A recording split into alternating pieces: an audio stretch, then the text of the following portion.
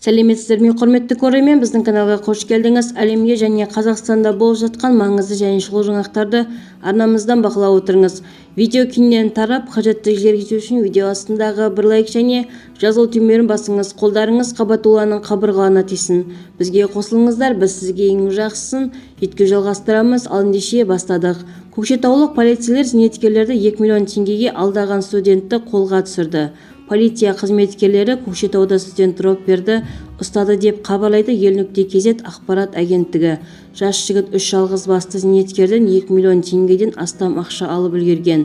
Көкшетаулық 3 тұрғын алаяқтың құрбаны болған. 29 және 31 тамызда 88 жастағы, 84 жастағы және 82 жастағы жәбірленушілерден қалалық телефонға бірдей ақпаратпен қоңырау түскен. Белгісіз абоненттер өздерін құқық қорғау органдарының қызметкерлері ретінде таныстырып, немерелері жол-көлік оқиғаларына тап болғанын айтқан. Осылайша алаяқтар мәселені ақшаның көмегімен шешуді ұсынған.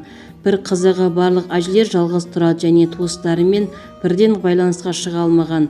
Ақшалай қаражатты зейнеткерлерден Көкшетау колледждерінің бірінің студенті 19 жастағы курьер алып кеткен. Жедел уәкілдері дропперді 31 тамызда анықтап ұстады делінген ішкі істер ведомствосы таратқан хабарламада. Толығырақ төмендегі сайтымыздан көре аласыздар. Егер де біздің видеоролик ұнаса, подписаться және бір ғана лайк түймесін басып кетулеріңізді сұраймыз.